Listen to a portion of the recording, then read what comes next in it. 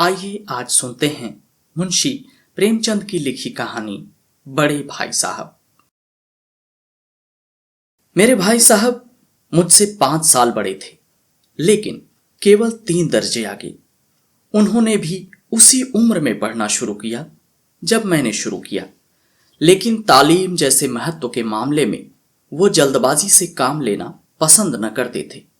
इस भवन की बुनियाद खूब मजबूत डालना चाहते थे, जिस पर आलीशान महल बन सके। 1 साल का काम 2 साल में करते थे, कभी कभी 3 साल भी लग जाते थे। बुनियाद ही पुख्ता न हो तो मकान कैसे पायेदार बने। मैं छोटा था, वो बड़े थे। मेरी उम्र 9 साल की थी, वो 14 साल के थे। उन्हें मेरी तनबीह और निगरानी का पूरा जन्म सिद्ध अधिकार था, और मेरी शालीनता इसी में थी कि उनके हुक्म को कानून समझूं। वह स्वभाव से बड़े अध्ययनशील थे, हरदम किताब खोले बैठे रहते, और शायद दिमाग को आराम देने के लिए कभी कॉपी पर, कभी किताब के हाशियों पर चिड़ियों, कुत्तों, बिल्लियों की तस्वीरें बनाया करते थे। कभी कभी एक ही नाम या शब्द या वाक्य 10-20 बार लिख डालते। कभी एक शेर को बार बार सुंदर अक्षरों में नकल करते, कभी ऐसी शब्द रचना करते जिसमें न कोई अर्थ होता न कोई सामंजस्य। मसलन एक बार उनकी कॉपी पर मैंने यह इबारत देखी, स्पेशल आमीना, भाइयों भाइयों, दरअसल, भाई भाई, राधे श्याम, श्रीयुत राधे श्याम। 1 घंटे तक इसके बाद एक आदमी का चेहरा बना हुआ था।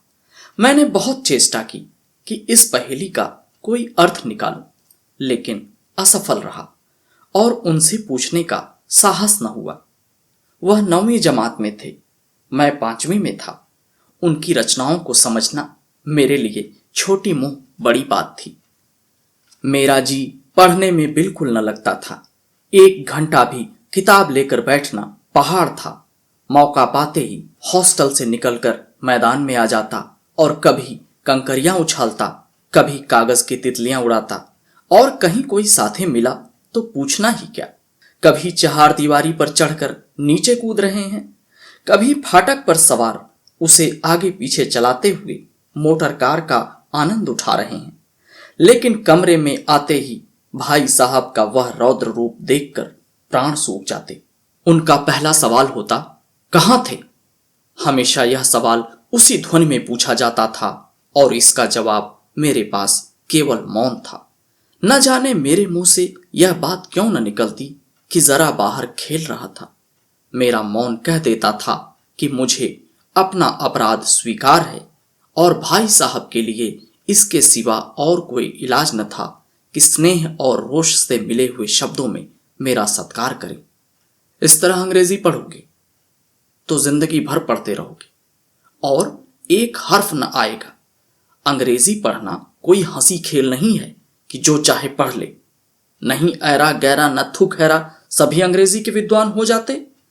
यहां दिन रात आंखें फोड़नी पड़ती हैं और खून जलाना पड़ता है, तब कहीं यह विद्या आती है। और आती क्या है? हाँ, कहने को आ जाती है। बड़े बड़े विद्वान भी शुद्ध अंग्रेजी नहीं लिख सकते, बोलना तो दूर रहा। और मैं कहता हूं कि तुम कितने घोंघा हो कि मुझे देखकर भी सबक नहीं लेते।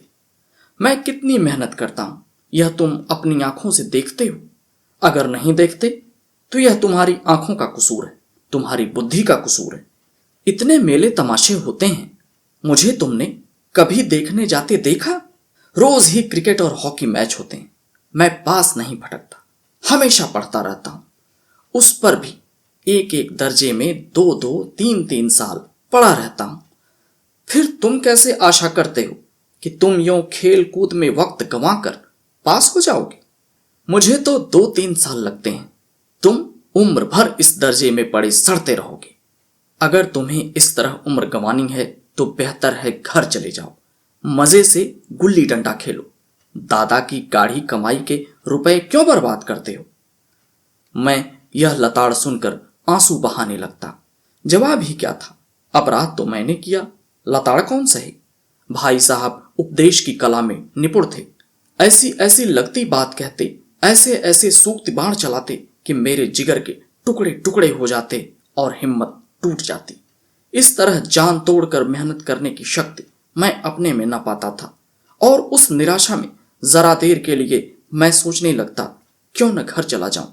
जो काम मेरे बूते के बाहर है उसमें हाथ डालकर क्यों अपनी जिंदगी खराब करूं। मुझे अपना मूर्ख रहना मंजूर था, लेकिन उतनी मेहनत से मुझे तो चक्कर आ जाता था। लेकिन घंटे 2 घंटे बाद निराशा के बादल फट जाते और इरादा करता कि आगे से खूब जी लगाकर पढ़ूंगा। चटपट एक टाइम टेबल बना डालता। बिना पहले से नक्शा बनाए, कोई स्कीम तैयार किए कैसे काम शुरू करूं। टाइम टेबल में खेल कूद की मद बिल्कुल उड़ जाती। प्रातःकाल उठना, 6 बजे मुंह हाथ धो नाश्ता कर पढ़ने बैठ जाना। 6 से 8 तक अंग्रेजी, 8 से 9 तक हिसाब, 9 से 9:30 तक इतिहास, फिर भोजन और स्कूल। 3:30 बजे स्कूल से वापस होकर आधा घंटा आराम। 4 से 5 तक भूगोल, 5 से 6 तक ग्रामर, आधा घंटा हॉस्टल के सामने टहलना। 6:30 से 7 तक अंग्रेजी कंपोजिशन, फिर भोजन करके 8 से 9 तक अनुवाद, 9 से 10 तक हिंदी, 10 से 11 तक विविध विषय, फिर विश्राम। मगर टाइम टेबल बना लेना एक बात है, उस पर अमल करना दूसरी बात। पहले ही दिन से उसकी अवहेलना शुरू हो जाती। मैदान की वह सुखद हरियाली, हवा के वह हल्के हल्के झोंके, फुटबॉल की उछल कूद, कबड्डी के दांव घात, वॉलीबॉल की वह तेजी और फुर्ती मुझे अज्ञात और अनिवार्य रूप से खींच ले जाती और वहां जाते ही मैं सब कुछ भूल जाता। वह जानलेवा टाइम टेबल, वह आंख फोड़ पुस्तकें किसी की याद न रहती और भाई साहब को नसीहत और फजीहत करने का अवसर मिल जाता। मैं उनके साए से भागता, उनकी आंखों से दूर रहने की चेष्टा करता, कमरे में इस तरह दबे पांव आता कि उन्हें खबर न हो। उनकी नजर मेरी ओर उठी और मेरे प्राण निकले। हमेशा सिर पर नंगी तलवार सी लटकती मालूम होती। फिर भी जैसे मौत और विपत्ति के बीच में भी आदमी मोह और माया के बंधन में जकड़ा रहता है, मैं फटकार और घुड़कियां खाकर भी खेल कूद का तिरस्कार न कर पाता। सालाना इम्तिहान हुआ। भाई साहब फेल हो गए, मैं पास हो गया और दर्जे में प्रथम आया। मेरे और उनके बीच में केवल 2 साल का अंतर रह गया। जी में आया भाई साहब को आड़े हाथों लूं। आपकी वह घोर तपस्या कहाँ गई? मुझे देखिए, मजे से खेलता भी रहा और दर्जे में अव्वल भी हूं। लेकिन वह इतने दुखी और उदास थे कि मुझे उनसे दिली हमदर्दी हुई और उनके घाव पर नमक छिड़कने का विचार ही लज्जास्पद जान पड़ा। हाँ, अब मुझे अपने ऊपर कुछ अभिमान हुआ और आत्माभिमान भी बढ़ा। भाई साहब का वह रोब मुझ पर न रहा। आजादी से खेल कूद में शरीक होने लगा। दिल मजबूत था। अगर उन्होंने फिर मेरी फजीहत की तो साफ कह दूंगा, आपने अपना खून जलाकर कौन सा तीर मार लिया। मैं तो खेलते कूदते दर्जे में अव्वल आ गया। जबान से यह हेकड़ी जताने का साहस न होने पर भी मेरे रंग ढंग से साफ जाहिर हो जाता था कि भाई साहब का वह आतंक मुझ पर नहीं है। भाई साहब ने इसे भांप लिया। उनकी सहज बुद्धि बड़ी तीव्र थी और एक दिन जब मैं भोर का सारा समय गुल्ली डंडे की भेंट करके ठीक भोजन के समय लौटा तो भाई साहब ने मानो तलवार खींच ली और मुझ पर टूट पड़े। देखता हूं इस साल पास हो गए और दर्जे में अव्वल आ गए तो तुम्हें दिमाग हो गया। मगर भाईजान, घमंड तो बड़ों बड़ों का नहीं रहा। तुम्हारी क्या हस्ती है। इतिहास में रावण का हाल तो पढ़ा ही होगा। उसके चरित्र से तुमने कौन सा उपदेश लिया, या यूं ही पढ़ गए? महज इम्तिहान पास कर लेना कोई चीज नहीं। असल चीज है बुद्धि का विकास। जो कुछ पढ़ो उसका अभिप्राय समझो। रावण भूमंडल का स्वामी था। ऐसे राजाओं को चक्रवर्ती कहते हैं। आजकल अंग्रेजों के राज्य का विस्तार बहुत बढ़ा हुआ है, पर इन्हें चक्रवर्ती नहीं कह सकते। संसार के अनेक राष्ट्र अंग्रेजों का आधिपत्य स्वीकार नहीं करते, बिल्कुल स्वाधीन है। रावण चक्रवर्ती राजा था। संसार के सभी महीप उसे कर देते थे। बड़े बड़े देवता उसकी गुलामी करते थे। आग और पानी के देवता भी उसके दास थे। मगर उसका अंत क्या हुआ? घमंड ने उसका नाम निशान तक मिटा दिया। कोई उसे एक चुल्लू पानी देने वाला भी न बचा। आदमी और जो कुकर्म चाहे करे, पर अभिमान न करे। इतराए नहीं, अभिमान किया और दीन दुनिया दोनों से गए। शैतान का हाल भी पढ़ा होगा। उसे यह अभिमान हुआ कि ईश्वर का उससे बढ़कर सच्चा भक्त कोई है ही नहीं। अंत में यह हुआ कि स्वर्ग से नरक में ढकेल दिया। शाहे रूम ने भी एक बार अहंकार किया था, भीख मांग मांग कर मर गया। तुमने तो अभी केवल एक दर्जा पास किया है और अभी से तुम्हारा सिर फिर गया। तब तो तुम आगे बढ़ चुके। यह समझ लो कि तुम अपनी मेहनत से पास नहीं हुए। अंधे के हाथ बटेर लग गई। कभी कभी गुल्ली डंडे में भी अंधा चोट निशान पड़ जाता है। इससे कोई सफल खिलाड़ी नहीं हो जाता। सफल खिलाड़ी वह है जिसका कोई निशाना खाली न जाए। मेरे फेल होने पर न जाओ। मेरे दर्जे में आओगे तो दांतों पसीना आ जाएगा। जब अलजबरा और ज्योमेट्री के लोहे के चने चबाने पड़ेंगे, इंग्लिस्तान का इतिहास पढ़ना पड़ेगा। बादशाहों के नाम याद रखना आसान नहीं। 8 हेनरी हो गुजरे हैं। कौन सा कांड किस हेनरी के समय हुआ, क्या यह सब याद कर लेना आसान समझते हो? हेनरी 7वें की जगह हेनरी 8वां लिखा और सब नंबर गायब। सफा चट, सिफर भी न मिलेगा, सिफर भी हो किस ख्याल में? दर्जनों तो जेम्स हुए हैं, दर्जनों विलियम, कोड़ियों चार्ल्स। दिमाग चक्कर खाने लगता है, आंधी रोग हो जाता है। इन अभागों के नाम भी न जुड़ते थे।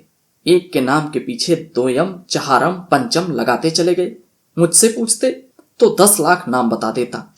और ज्योमेट्री तो बस खुदा ही पनाह। अ ब ज की जगह अ ज ब लिख दिया और सारे नंबर कट गए। कोई इन निर्दयी मुतमईनों से नहीं पूछता कि आखिर अ ब ज और अ ज ब में क्या फर्क है।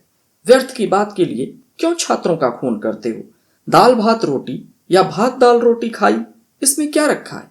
मगर इन परीक्षकों को क्या परवाह? जो पुस्तक में लिखा है चाहते हैं कि लड़के अक्षर अक्षर रट डालें, और इसी रटंत का नाम शिक्षा रख छोड़ा है। और आखिर इन बेसिर पैर की बातों को रटने से क्या फायदा? इस रेखा पर वह लंब गिरा दो तो आधार लंब से दूना होगा। पूछिए इससे क्या प्रयोजन? दुगुना नहीं चौगुना हो जाए या आधा ही रह जाए, मेरी बला से। लेकिन परीक्षा में पास होना है तो ये सब खुराफात याद करनी पड़ेगी। कह दिया, समय की पाबंदी पर एक निबंध लिखो जो 4 पन्नों से कम न हो। अब आप अपनी कॉपी सामने खोले, कलम हाथ में लिए उनके नाम को रोइए। कौन नहीं जानता कि समय की पाबंदी बहुत अच्छी बात है। इससे आदमी के जीवन में संयम आ जाता है, दूसरों का उस पर स्नेह होने लगता है और उसके कारोबार में उन्नति होती है। लेकिन जरा सी बात पर 4 पन्ने कैसे लिखें? जो बात एक वाक्य में कही जा सके उसे 4 पन्नों में लिखने की क्या जरूरत? मैं तो इसे हिमाकत कहता हूं। यह तो समय की किफायत नहीं बल्कि उसका दुरुपयोग है कि व्यर्थ में किसी बात को ठूंस दिया जाए। हम चाहते हैं आदमी को जो कुछ कहना हो चटपट कह दे और अपनी राह ले, मगर नहीं, आपको 4 पन्ने रंगने पड़ेंगे, चाहे जैसे लिखिए, और पन्ने भी पूरे फुल स्केप आकार के। यह छात्रों पर अत्याचार नहीं तो और क्या है? अनर्थ तो यह है कि कहा जाता है संक्षेप में लिखो। समय की पाबंदी पर संक्षेप में एक निबंध लिखो जो 4 पन्ने से कम न हो। ठीक, संक्षेप में भी तो 4 पन्ने हुए नहीं, शायद 100-200 पन्ने लिखवाते। तेज भी दौड़िए और धीरे धीरे भी। है उल्टी बात की नहीं? बालक भी इतनी सी बात समझ सकता है, लेकिन इन अध्यापकों को इतनी तमीज भी नहीं। उस पर दावा है कि हम अध्यापक हैं। मेरे दर्जे में आओगे लाला तो ये सारे पापड़ बेलने पड़ेंगे और तब आटे दाल का भाव मालूम होगा। इस दर्जे में अव्वल आ गए हो तो जमीन पर पांव नहीं रखते। इसीलिए मेरा कहना मानिए, लाख फेल हो गया हूं लेकिन तुमसे बड़ा हूं। संसार का अनुभव तुमसे ज्यादा है। जो कुछ कहता हूं उसे गिरह बांधिए, नहीं पछताइएगा। स्कूल का समय निकट था। नहीं, ईश्वर जाने यह उपदेश माला कब समाप्त होती। भोजन आज मुझे निस्वाद सा लग रहा था। जब पास होने पर यह तिरस्कार हो रहा है तो फेल हो जाने पर तो शायद प्राण ही ले लिए जाएं।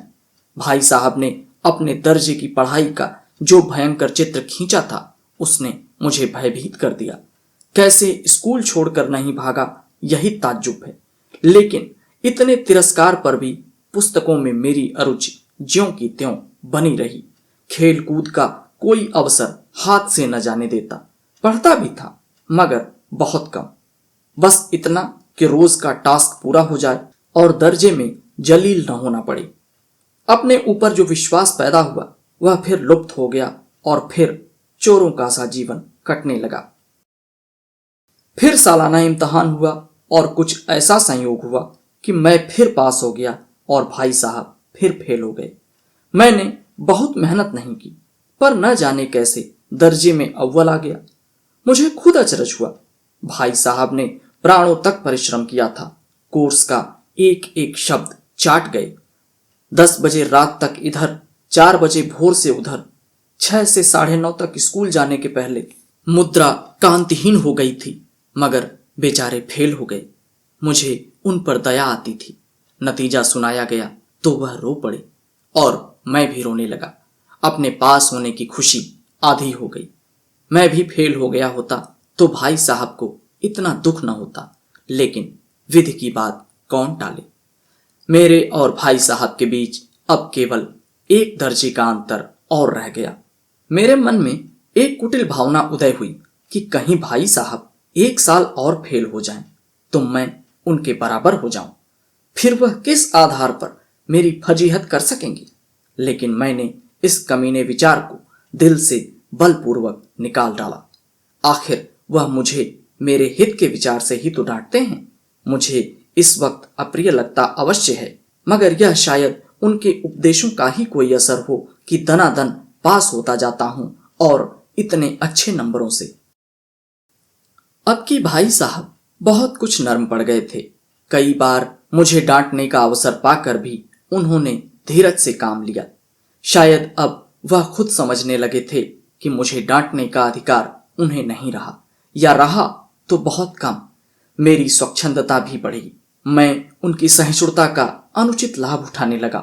मुझे कुछ ऐसी धारणा हुई कि मैं तो पास हो ही जाऊंगा, पढ़ूं या न पढ़ूं। मेरी तकदीर बलवान है। इसलिए भाई साहब के डर से जो थोड़ा बहुत पढ़ लिया करता था वह बंद हुआ। मुझे कनकौवे उड़ाने का नया शौक पैदा हो गया और अब सारा समय पतंगबाजी की भेंट हो जाता था। फिर भी मैं भाई साहब का अदब करता था और उनकी नजर बचाकर कनकौवे उड़ाता था। मांझा देना, कन्ने बांधना, पतंग टूर्नामेंट की तैयारियां आदि समस्याएं सब गुप्त रूप से हल की जाती थी। मैं भाई साहब को यह संदेह न करने देना चाहता था कि उनका सम्मान और लिहाज मेरी नजरों में कम हो गया है। एक दिन संध्या समय हॉस्टल से दूर मैं एक कनकौवा लूटने बेतहाशा दौड़ा जा रहा था। आंखें आसमान की ओर थीं और मन उस आकाशगामी पथिक की ओर जो मंदगति से झूमता पतंग की ओर चला जा रहा हो, मानो कोई आत्मा स्वर्ग से निकलकर विरक्त मन से नए संस्कार ग्रहण करने जा रही हो। बालकों की एक पूरी सेना लग्गे और झाड़दार बांस लिए उसका स्वागत करने को दौड़ी आ रही थी। किसी को अपने आगे पीछे की खबर न थी। सभी मानो उस पतंग के साथ आकाश में उड़ रहे थे जहां सब कुछ समतल है, न मोटर कारें हैं, न ट्राम, न गाड़ियां। सहसा भाई साहब से मेरी मुठभेड़ हो गई। वो शायद बाजार से लौट रहे थे। उन्होंने वहीं मेरा हाथ पकड़ लिया और उग्र भाव से बोले, इन बाजारी लौंडों के साथ धेले के कनकौवे के लिए दौड़ते तुम्हें शर्म नहीं आती? तुम्हें इसका कुछ लिहाज नहीं कि अब नीची जमात में नहीं हो बल्कि 8वीं जमात में आ गए हो और मुझसे केवल 1 दर्जा नीचे हो। आखिर आदमी को कुछ तो अपनी पोजीशन का ख्याल करना चाहिए। एक जमाना था कि लोग 8वां दर्जा पास कर नायब तहसीलदार हो जाते थे। मैं कितने ही मिडिलचियों को जानता हूं जो आज अव्वल दर्जे के डिप्टी मजिस्ट्रेट या सुप्रिंटेंडेंट हैं। कितने ही 8वीं जमात वाले हमारे लीडर और समाचार पत्रों के संपादक हैं। बड़े बड़े विद्वान उनकी मातहती में काम करते हैं और तुम उसी 8वें दर्जे में आकर बाजारी लौंडों के साथ कनकौवे के लिए दौड़ रहे हो। मुझे तुम्हारी इस कमअक्ली पर दुख होता है। तुम ज़हीन हो, इसमें शक नहीं, लेकिन वह जहन किस काम का जो हमारे आत्मगौरव की हत्या कर डाले? तुम अपने दिल में समझते होगे कि मैं भाई साहब से महज एक दर्जा नीचे हूं और अब उन्हें मुझको कुछ कहने का हक नहीं है, लेकिन यह तुम्हारी गलती है। मैं तुमसे 5 साल बड़ा हूं और चाहे आज तुम मेरी ही जमात में आ जाओ और परीक्षकों का यही हाल रहा तो निस्संदेह अगले साल तुम मेरे समकक्ष हो जाओगे और शायद 1 साल बाद मुझसे आगे भी निकल जाओ। लेकिन मुझ में और तुम में जो 5 साल का अंतर है उसे तुम क्या खुदा भी नहीं मिटा सकता। मैं तुमसे 5 साल बड़ा हूं और हमेशा रहूंगा। मुझे दुनिया का और जिंदगी का जो तजुर्बा है उसकी तुम बराबरी नहीं कर सकते, चाहे तुम MA और DPhil और DLit ही क्यों ना हो जाओ। समझ किताबें पढ़ने से नहीं आती, दुनिया देखने से आती है। हमारी अम्मा ने कोई दर्जा पास नहीं किया और दादा भी शायद 5वीं 6ठी जमात के आगे नहीं गए, लेकिन हम दोनों चाहे सारी दुनिया की विद्या पढ़ लें, अम्मा और दादा को हमें समझाने और सुधारने का अधिकार हमेशा रहेगा। केवल इसलिए नहीं कि वे हमारे जन्मदाता हैं, बल्कि इसलिए कि उन्हें दुनिया का हमसे ज्यादा तजुर्बा है और रहेगा। अमेरिका में किस तरह की राज्य व्यवस्था है और 8वें हेनरी ने कितने ब्याह किए और आकाश में कितने नक्षत्र हैं, यह बातें चाहे न मालूम हो, लेकिन हजारों ऐसी बातें हैं जिनका ज्ञान उन्हें हम तुमसे ज्यादा है। दैव न करे आज मैं बीमार हो जाऊं तो तुम्हारे हाथ पांव फूल जाएंगे। दादा को तार देने के सिवा तुम्हें कुछ और न सूझेगा, लेकिन तुम्हारी जगह दादा हो तो किसी को न तार दें, न घबराएं, न बदहवास हो। पहले खुद मर्ज पहचान कर इलाज करेंगे, उसमें सफल न हुए तो किसी डॉक्टर को बुलाएंगे। बीमारी तो खैर बड़ी चीज है, हम तुम तो इतना भी नहीं जानते कि महीने भर का खर्च महीना भर चले कैसे। जो कुछ दादा भेजते हैं उसे हम 20-22 तक खर्च कर डालते हैं और फिर पैसे को मोहताज हो जाते हैं। नाश्ता बंद हो जाता है, धोबी और नाई से मुंह चुराने लगते हैं। लेकिन जितना आज हम और तुम खर्च कर रहे हैं उससे आधे में दादा ने अपनी उम्र का एक बड़ा भाग इज्जत और नेकनामी के साथ निभाया है और एक कुटुंब का पालन किया है जिसमें सब मिलाकर 9 आदमी थे। अपने हेडमास्टर साहब को ही देख लो, देखो MA हैं कि नहीं, और यहाँ के MA नहीं, ऑक्सफोर्ड के 1000 रुपए पाते हैं, लेकिन उनके घर का इंतजाम कौन करता है? उनकी बूढ़ी माँ। हेडमास्टर साहब की डिग्री यहाँ बेकार हो गई। पहले खुद घर का इंतजाम करते थे, खर्च पूरा न पड़ता था, कर्जदार रहते थे। जब से उनकी माताजी ने प्रबंध हाथ में ले लिया, जैसे घर में लक्ष्मी आ गई है। तो भाईजान, यह गरूर दिल से निकाल डालो कि तुम मेरे समीप आ गए हो और अब स्वतंत्र हो। मैं थप्पड़ दिखाकर इसका प्रयोग भी कर सकता हूं। तुम्हें मेरी बातें जहर लग रही हैं।